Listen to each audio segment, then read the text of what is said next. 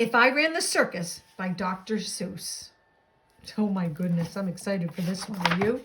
If I Ran the Circus by Dr. Seuss.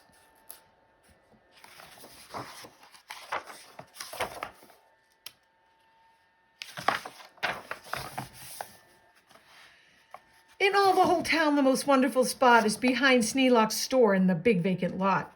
It's just the right spots for my wonderful plans, said the young Morris McGurk, if I clean up the cans. Now a fellow like me, said young Morris McGurk, could get rid of this junk with a half-hour's work. I could yank up those weeds and chop down the dead tree and haul off those old cars. There are just 2 or 3, and then the whole place would be ready to, you see. I like his positive attitude. All ready to put up the tents for my circus? I think I will call it Circus McGurkus. The Circus McGurkus. The Circus McGurkus, the world's greatest show on the face of the earth, or wherever you go. It says tonight's grand opening. The Circus McGurkus. The Circus McGurkus, the cream of the cream. The Circus McGurkus, the circus supreme. The Circus McGurkus, colossal, stupendous, outstanding, fantastic, terrific, tremendous. I'll bring in my acrobatics, junglers, and clowns from 1,033 faraway towns to the place that you'll see 'em in, ladies and gents, right behind Sneelock's store in the great McGurk tents. And I don't suppose old Mr. Sneelock will mind when he suddenly has a big circus behind. After all, Mr. Sneelock is one of my friends. He might even help out doing small odds and ends. Doing little odd jobs, he could be of some aid, such as selling balloons in the pink lemonade. I think 500 gallons will be about right, and then I'll be ready for opening night. Wow, that's a lot of lemonade.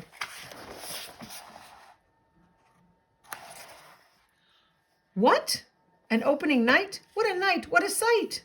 I'll hoist up the curtains, the crowds will crowd in, and my Circus McGurkus will promptly begin, with a welcoming toot on my welcoming horn, by my horn-tooting apes from the juggles of Jorn, where the very best horn-tooting apes are all born, 'cause the very fresh air there is fine for their lungs, and some of those fellows have 2 or 3 tongues. That'd be a lot of talking. This way, step right in, this way, ladies and gents. My slideshow starts here in the first of my tents. When you see what goes on, you'll say no other circus is half the great circus the Circus McGurkus is.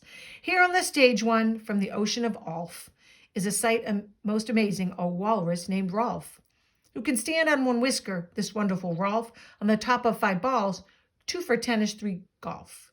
It's a marvelous trick, if I say so myself. And on stage number 2, here is something quite new. From a country called From comes the drum-tummied snum, who can drum any tune that you might care to hum. Doesn't hurt him a bit, 'cause he's drum-tummies numb. Ooh. Does look like a great big drum, doesn't it? And you'll now meet the Foon, the remarkable Foon, who eats sizzling hot pebbles that fall off the moon. And the reason he likes them red hot, it appears, is he greatly enjoys blowing smoke from his ears. Of course, pebbles like this are quite hard to collect, but Sneelock will manage somehow, I expect. After all, Mr. Sneelock is one of my friends, and I'm sure he'll help out doing small odds and ends. And on stage number 4, see the Willy Willoo, who can throw his long tail as sort of a lasso. With a flip of the hip, with a tail of this kind, he can capture whoever is standing behind. He can capture old Sneelock, I'm sure he won't mind.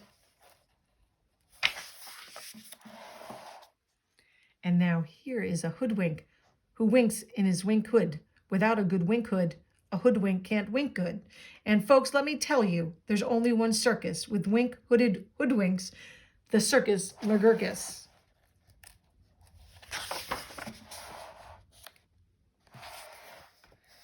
The show of all shows, there are no other showmen who shows you a show with a blindfolded bowman. The blindfolded bowman from Brigger Baroot, the world's sharpest sharpshooter, look at him shoot. Through the holes in 4 donuts, 2 hairs on a worm, and the knees of 3 bees without making them squirm, and then on through a crabapple up on the head of Sneelock, who likes to help out, as I've said. And now come to this spot where the spotlight is hot, and you'll see in the spotlight a juggling jot, who can juggle some stuff you might think he could not, such as 22 question marks, which is a lot, also 44 commas, and also 1 dot. That's the kind of Circus McGurkus I've got. Of course, every circus needs an elephant. But that's just my sideshow, a start, a beginning. This way to the big tent, you'll find your head spinning, while ladies and gentlemen, youngsters and oldsters, your heads will quite likely spin right off your shoulders. So hurry, step lively, quick ladies and gents, and get into your seats in my tent of all tents. My parade of parades is about to commence. The big tent. You'll see Drum Major Sneelock fling-flang his baton, and my organ McGorgon McGurkus come on, with its hot streaming pipes of gold brass-plated tin, snorting all snorts of snorts in a bumbling din. That is super stupendous roris, and when I play Dixie, please join us in the chorus. That is quite an instrument.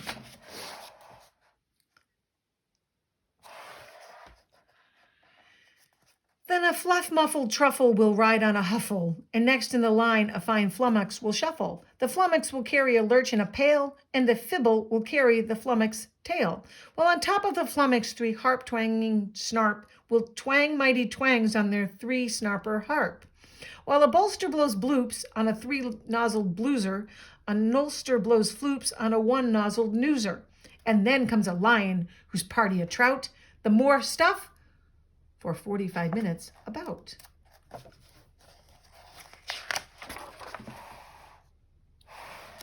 And then, behind them then, while everyone stares, comes my to and fro marchers, who march in 5 layers. The froes march on toes, and the toes march on froes. Don't know how they do it, but that's how it goes. And now comes an act of enormous enormance. No former performers perform this performance. This stun is too gripping, slipping, frightening down from the top of my tent like greased lightning.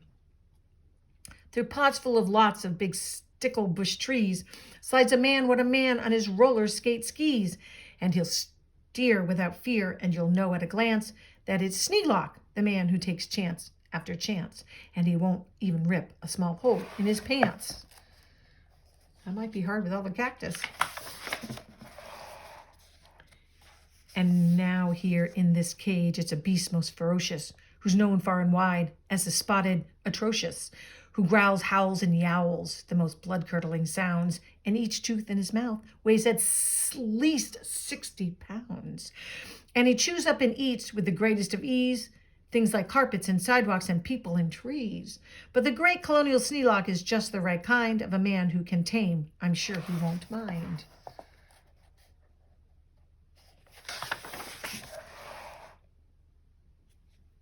I always love the trapeze at a circus.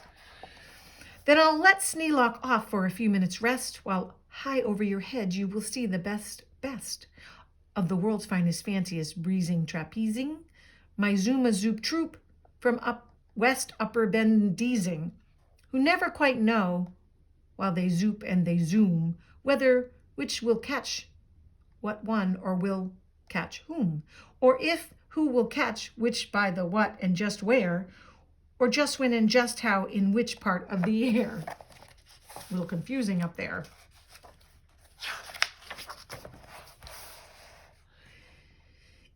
What a circus, my Circus McGurkus, my workers love work. They say, work us, please work us. Well, work and we'll work up so many surprises you'd never see half if you had 40 eyes.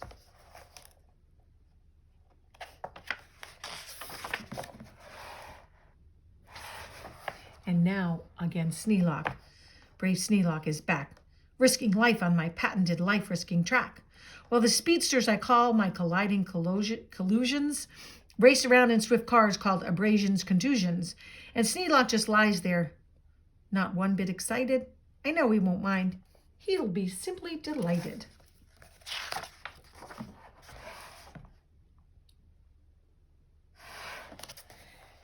And here, in a contest of brute strength and muscle, Kid Sneelock, my champ of all champs, will now tussle and wrestle a beast called the Grizzly Ghastly, and slap him around. Then he'll slam him down fastly and pin both his shoulders tight flat to the mat. Kid Sneelock will love it. I'm sure about that. I don't know. Do you think so?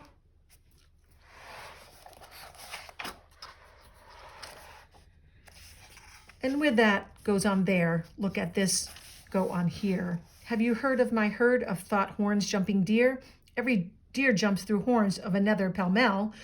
Well, his horns are jumped through at the same time as well, by a deer whose horns also are being jumped through by another who's having his horns jumped through too, which I'm sure trainer Sneelock can train them to do.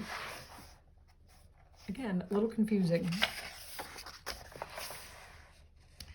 Then the whole tent will ring with hoorays and wild shouts when I wheel in my whales and they turn on their spouts.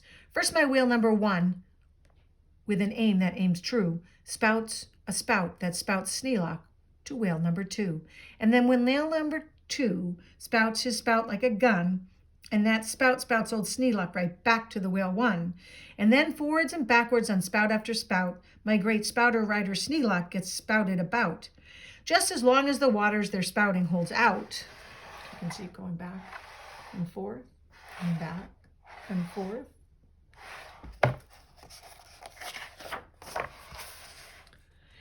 Then the tournament knights, noble apes without fears, Sir Hector, Sir Vector, Sir Bops, and Sir Beers, Sir Hawkins, Sir Dawkins, Sir Jocks, and Sir Jeers, clatter into the tent, and while everyone cheers, stage a roustabout joust with their boxing glove spears.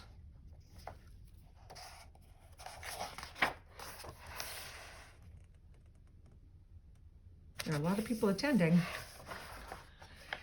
And while all this wild ruckus goes on below, at the top of the tent, look, the stars of my show. Great daredevil Sneelock, the world's bravest type, he comes pulled through the air by 3 Subrian snipe, on a dingus contraption attached to his pipe.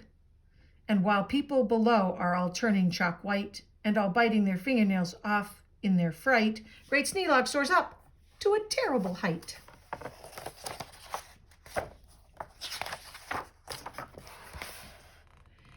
Then he shakes himself loose, he starts down in a dive, such as no man on earth could come out alive. But he smiles as he falls, and no fear does he feel. His nerves are like iron, his muscles like steel. And he plunges down, down, with his hair still combed neat, 4,692 feet.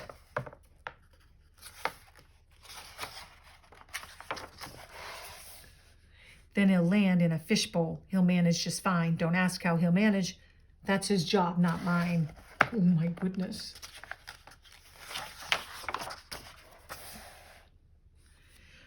Why? He'll be a hero, of course he won't mind, when he finds that he has a big circus behind. That's using your imagination. Happy reading.